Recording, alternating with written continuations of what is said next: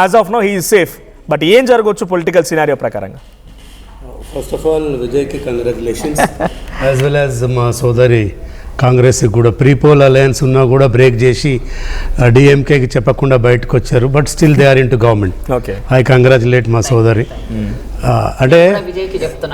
అంటే ఏమవుతుందంటే కరెక్ట్ 118 రావాలి, 118 ఉన్నాయి. మీరు అన్నట్టు any time anything may happen. ఏ ఒక్కళ్ళకి కోపం వచ్చినా ఆ ప్రభుత్వం కుప్పగోలిపోతుంది.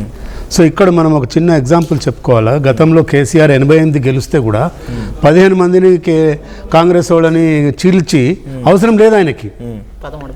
13 మందో 15 మందినో తీసుకున్నాడు, అక్కడ అవసరం లేదు. బట్ ఇక్కడ చీల్చమని నేను సజెషన్ ఇవ్వట్లేదు, కానీ in the larger interest of the public ఆయనకు ఒక మ్యాండేట్ ఇచ్చారు కాబట్టి సరే ఒక 10, 8 తక్కువైనాయి. బట్ ఆ మ్యాండేట్ మొత్తంగా ఇచ్చి ఉంటే బాగుండేది. బట్ ఈయన ఇప్పుడు మటుకు ఆయన చాలా జాగ్రత్తగా ప్రభుత్వాన్ని నడపాల్సి వస్తుంటుంది.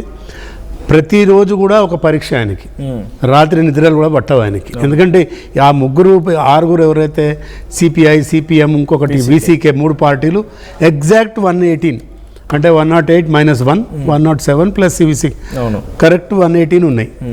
సో అది మోస్ట్ డేంజరస్ సిచ్యువేషన్లోకి వెళ్ళిపోతాడు ఆయన. బట్ స్టిల్ హౌఎవర్ చూద్దాం.